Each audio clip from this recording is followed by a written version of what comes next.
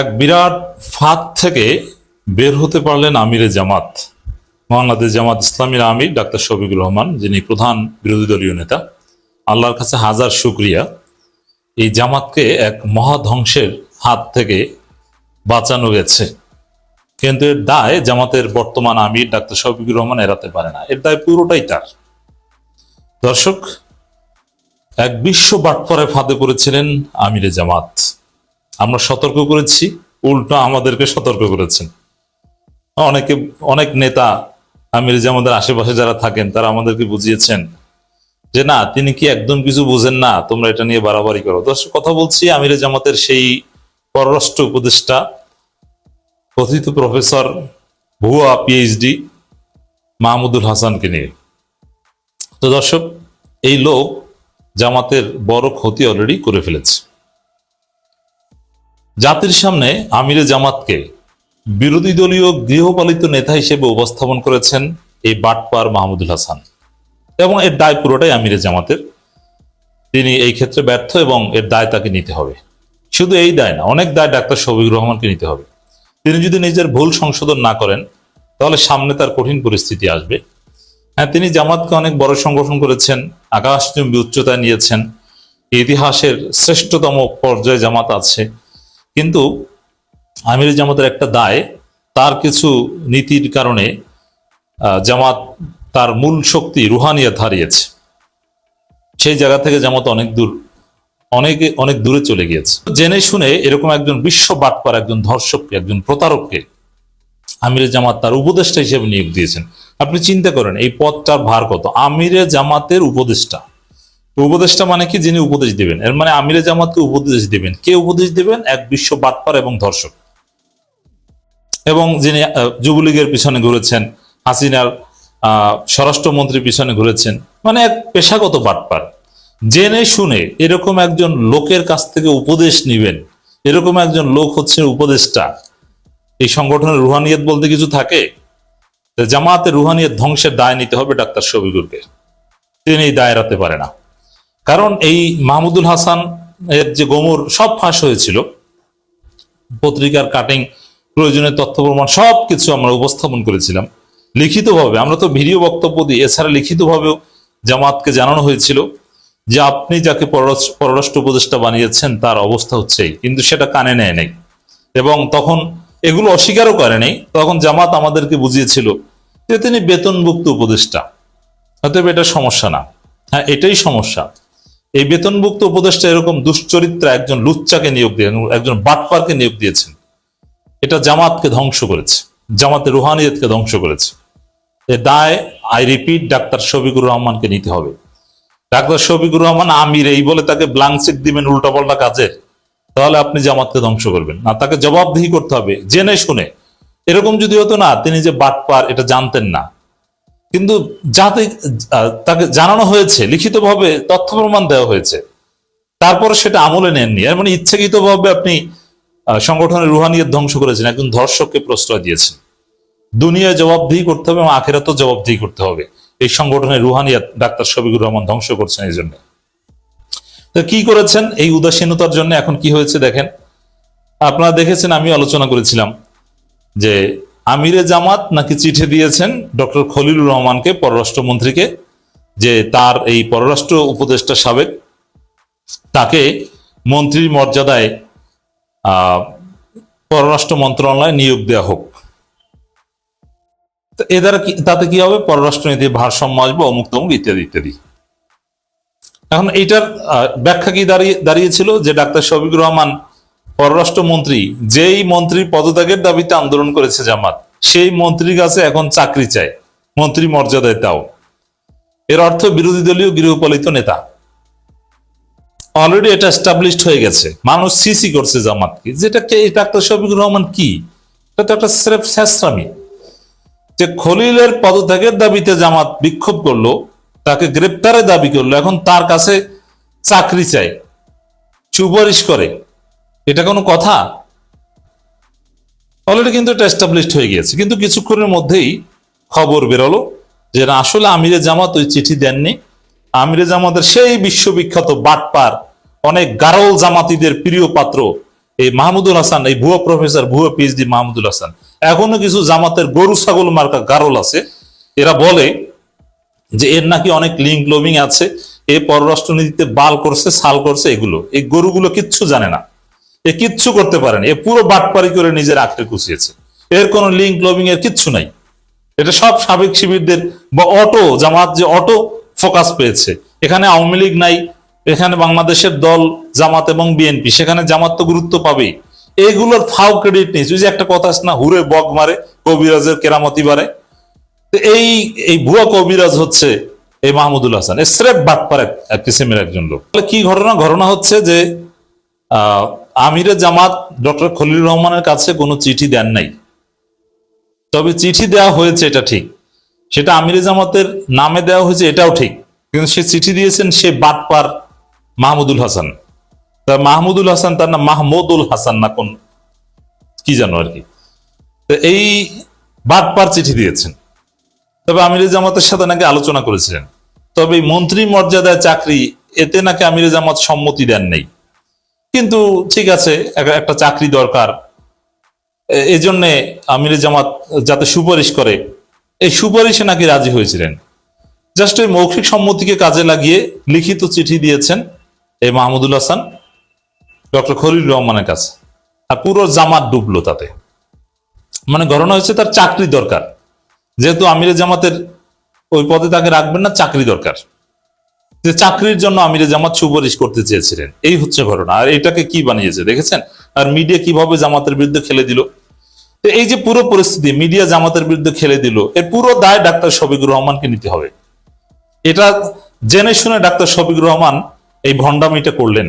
এবং এটা কিছু মানুষের আছে না, কিছু ঘাটতারামি, যে প্রমাণিত সত্য কিন্তু সরাবেন না, বা সিন্ডিকেটের কবলে পড়েছে, এটা ডাক্তার শফিকুর রহমান জেনে শুনে করেছেন। তো দর্শক, এই মাহমুদুল হাসান এই কাণ্ড ঘটিয়েছে, চাকরির জন্য এই চিঠি দিয়ে এই তোলপাড় সৃষ্টি করে দিয়েছে। অথচ আমিরে জামাত এটার অনুমতি দেননি, তিনি চিঠি লেখেননি, কিন্তু নাম হয়েছে তার। অবশ্যই দায় আমিরে জামাতকে নিতে হবে। অনেকে বলেছিলেন আমাদের কাছে যে হ্যাঁ, আমিরে জামাতের উপদেষ্টার বিরুদ্ধে আপনারা এই বলেন, গালাগালি করেন, আমিরে জামাতের চাইতে বেশি বুঝেন, তার পছন্দ অপছন্দ তার চাইতে বেশি বুঝেন। এখন দেখেছেন বেশি বুঝি না বুঝি? অবশ্যই বেশি বুঝি, কারণ এই যে বাটপার, এটা আমরা আগেই বুঝেছিলাম, আর এখন আমিরে জামাত বুঝছেন এটা। তো যখন বুঝতে পারছেন, তখন তাকে উপদেষ্টা পদ থেকে সরিয়ে দিয়েছেন। সরিয়ে দিয়ে ব্যারিস্টার মীর আহমদ বিন কাসেম এমপি, তাকে পররাষ্ট্র উপদেষ্টা পদে নিয়োগ দিয়েছেন। তার মধ্যে কিন্তু ঘটনা ঘটে গিয়েছে, টের পেয়েছে, এখন তাকে সরিয়ে দিয়েছেন।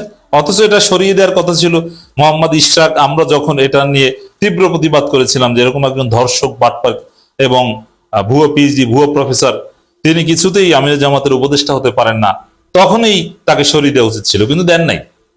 2 দিন প্রতারণা করেছিলেন। কি ছবি থেকে ক্রপ করে গণমাধ্যমে ছবি পাঠাতেন পররাষ্ট্র মানে ডিপ্লোম্যাটিক মিটিং এর, যে এমন একটা ভাব যে না, তাকে তো সরিয়ে দেওয়া হয়েছে, অথচ সরিয়ে দেওয়া হয়নি। এই যে ক্রপ করে মাহমুদুলকে আলাদা করে দেওয়া, এটাও ছিল একটা প্রতারণা আমিরে জামাতের অফিসের। এই প্রতারণা করেছে, তা এর শাস্তি তো পেতে হবে। এখন এই যে বাটপার, এই বাটপার মাহমুদুল চাকরির জন্য রেকমেন্ডেশন চায়, আবার নামের পিছনে লাগায় প্রফেসর। আরে বাটপারের ঘরের বাটপার, শালার বেটা শালা, তুই যদি প্রফেসর হও, তুই প্রফেসর গিরি কর। তুই এখন আবার চাকরি খুঁজিস কেন পররাষ্ট্র মন্ত্রণালয়ে? তুই এতবারও তুই আমির জামাতের রেকমেন্ডেশন চাও কেন? তুই নিজের যোগ্যতায় প্রফেসর গিরি কর, প্রচুর প্রফেসর। কোথাও কোনো চাকরি, এর কোনো খাওয়া নাই। জামাতকে ভুলভাল বুঝিয়ে, জামাতের একটা সিন্ডিকেটকে টাকা পয়সা খাওয়াইয়ে আমির জামাতের উপদেষ্টাগিরি করেছে এবং হুরে বগ মারে কবিরাজের কেরামতি নিয়েছে। আসলে বাটপার কিছুই না, বুঝতে পারছেন? তা আমরা যারা সমালোচনা করি, এটা জামাতের জন্য যে ব্লেজিং, এটা যে রহমত, দেরিতে হলো অনেকে আশা করি বুঝতে পারছেন। তো দর্শক, যে ক্ষতি করেছে এটা অপূরণীয়। অলরেডি জামাত অনেকটা গৃহপালিত বিরোধী দল সুলভ একটা ট্যাগ পেয়ে গিয়েছে এবং মিডিয়া অসাধারণভাবে এটা খেলে দিয়েছে। এবং দেখেন, আমিরে জামাতের দায় কেন নিতে হবে তার আরেকটা যুক্তি দিয়ে শেষ করছি। এই বাটপারকে আমিরে জামাত সরিয়ে দিয়েছেন, নতুন একজন পররাষ্ট্র উপদেষ্টা নিয়োগ করেছেন, এটা গোপন করা হয়েছিল। এটা গোপন করার ফলেই কিন্তু এখন এই কাণ্ডটা ঘটাতে পেরেছে এই মাহমুদুল। যদিও গোপনে পররাষ্ট্র সচিবকে জানানো হয়েছিল যে আমার উপদেষ্টা কিন্তু এই লোক এখন আর নাই, এটা পররাষ্ট্র সচিবকে জানানো হয়েছিল, ইটস ট্রু। কিন্তু গোপনে কেন? এই গোপন গোপন খেলা বাদ দেন। তা আমিরে জামাত আশা করি এখান থেকে তওবা করে ফিরে আসবেন এবং তাহাজ্জুদের জায়নামাজে তিনি কান্না করে আল্লাহর কাছে ক্ষমা চাইবেন যে আমি জেনে শুনে একজন ধর্ষককে জামাতের আমিরের মতো, হ্যাঁ অনেকটা প্রমাণিত ধর্ষক অথবা অভিযুক্ত, আপনি অভিযুক্ত এই কথাটাও যদি বলেন, এরকম একজন কলঙ্কিত ব্যক্তি, একজন বাটপার যে যুবলীগের পিছনে ঘুরেছে, যে স্বরাষ্ট্রমন্ত্রীর পিছনে ছাতা নিয়ে ঘুরেছে, সেই লোককে এই আমার উপদেষ্টা বানিয়েছে, যেন আল্লাহর কাছে আমি ক্ষমা চাই। আমি ডাক্তার শফিকুর রহমানকে অ্যাটলিস্ট আল্লাহর কাছে ক্ষমা চাওয়ার পরামর্শ দিচ্ছি, নইলে আল্লাহর কাছে জবাবদিহি করতে হবে। এই বাটপারের ড্রেস সেন্স দেখলে আমার বমি আসে, মানে কি বিশ্রী ড্রেস। এই লোক কিভাবে উপদেষ্টা হয়? এই লোকের যে কোনো মেধা জ্ঞান কিছু নাই, এটা তো চেহারা দেখলেই বোঝা যায়। থার্ড ক্লাস ইতর কোথাকার। নিজের উপদেষ্টাকে পররাষ্ট্র মন্ত্রণালয়ে পদায়ন চান বিরোধী দলীয় নেতা, এমন শিরোনামে একটি খবর বিভিন্ন মাধ্যমে প্রকাশের পর বিষয়টি নিয়ে সামাজিক যোগাযোগ মাধ্যমে ব্যাপক তোলপাড় সৃষ্টি হয়েছে। ওই খবরে বলা হয়েছে, জামাতে ইসলামীর আমির ও বিরোধী দলীয় নেতা ডক্টর শফিকুর রহমান তার একজন উপদেষ্টা অধ্যাপক মোহাম্মদ মাহমুদুল হাসানকে মন্ত্রীর পদমর্যাদায় মন্ত্রণালয়ে পদায়নের জন্য পররাষ্ট্রমন্ত্রী খলিলুর রহমানকে অনুরোধ জানিয়েছেন। বিরোধী দলীয় নেতা মনে করেন, ওই পদায়নের মাধ্যমে বিরোধী দলীয়দের পররাষ্ট্র নীতিসমূহ সরকারের কাছে উপস্থাপন, পর্যালোচনা এবং আন্তর্জাতিক সম্পর্কে ভারসাম্য রক্ষা করা যাবে। তবে এবার বিষয়টি খোলাসা করেছে জামাত। দলটির পক্ষ থেকে বলা হয়েছে, জাতীয় সংসদের বিরোধী দলীয় নেতা ও বাংলাদেশে জামাতে ইসলামের আমির ডক্টর শফিকুর রহমানের সম্মতি ছাড়াই তার দপ্তর থেকে পররাষ্ট্র মন্ত্রণালয়ে চিঠি পাঠানোয় তার পররাষ্ট্র বিষয়ক উপদেষ্টা মোহাম্মদ মাহমুদুল হাসানকে অব্যাহতি দেয়া হয়েছে। মঙ্গলবার দলটির সেক্রেটারি মিয়া গোলাম পরোয়ার এক বিবৃতিতে বিষয়টি পরিষ্কার করেন। একটি সূত্র জানিয়েছে, গত 22শে ফেব্রুয়ারি বিরোধী দলীয় নেতার দপ্তর থেকে পররাষ্ট্র মন্ত্রণালয়ে এ বিষয়ে একটি চিঠি পাঠানো হয়। সংশ্লিষ্টরা জানিয়েছেন, বাংলাদেশে এমন পদায়ন কখনো হয়নি।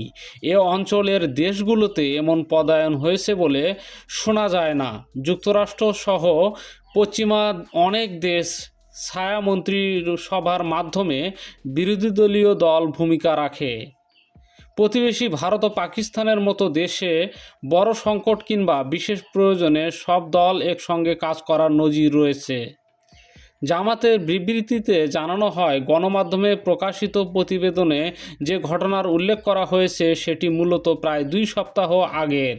সে সময় অধ্যাপক মোহাম্মদ মাহমুদুল হাসান জামাতের আমিরের পররাষ্ট্র বিষয়ক উপদেষ্টা হিসেবে দায়িত্ব পালন করছিলেন।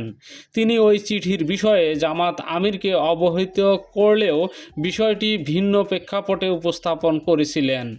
পরবর্তীতে যাচাই করে দেখা যায়, চিঠির বিষয়বস্তু সম্পর্কে জামাতে আমিরকে যেভাবে ব্রিফ করা হয়েছিল বাস্তবের সঙ্গে তার কোনো মিল নেই। বিশেষ করে চিঠিতে উল্লেখিত মন্ত্রীর পদমর্যাদা চাওয়ার অংশকে জামাতে আমিরের কোনো সম্মতি ছিল না। বিবৃতিতে আরও বলা হয়, বিষয়টি স্পষ্ট হওয়ার সঙ্গে সঙ্গে জামাতে আমির ডক্টর শফিকুর রহমান তাৎক্ষণিক ব্যবস্থা নেন। অধ্যাপক মাহমুদুল হাসানকে ওই পদ থেকে অব্যাহতি দেয়া হয়। তার জায়গায় ঢাকা 14 আসনের সংসদ সদস্য ব্যারিস্টার মীর আহমেদ বিন কাসেম আরমানকে বিরোধী দলীয় নেতার নতুন পররাষ্ট্র বিষয়ক উপদেষ্টা হিসেবে নিয়োগ দেয়া হয়। ভুল বোঝাবুঝির অবসানের বিষয়ে জামাত জানায়, বিষয়টি স্পষ্ট করার জন্য দলের পক্ষ থেকে পররাষ্ট্রমন্ত্রীর সঙ্গে সরাসরি ফোনে যোগাযোগ করা হয়। তাকে জানানো হয়, ওই চিঠির বিষয়ে জামাতের আমির অবগত ছিল না। একই সঙ্গে আগের উপদেষ্টাকে অব্যাহতি দিয়ে নতুন উপদেষ্টা নিয়োগের বিষয়টি পররাষ্ট্র মন্ত্রণালয় সংশ্লিষ্ট কর্তৃপক্ষকে অবহিত করা হয়েছে। ফলে বিষয়টি তখনই নিষ্পত্তি হয়ে যায়। জামাতের বিবৃতিতে বলা হয়, বাংলাদেশ জামাতে ইসলামের দায়িত্বশীল, স্বচ্ছ ও জবাবদিহিতামূলক রাজনৈতিক আচরণে বিশ্বাসী। কোনো বিষয়ে বিভ্রান্তি বা ভুল বোঝাবুঝি তৈরি হলে তা দ্রুত সংশোধন করার নীতিতে দল বিশ্বাস করে এবং এক্ষেত্রে প্রয়োজনীয় পদক্ষেপ নেওয়া হয়েছে।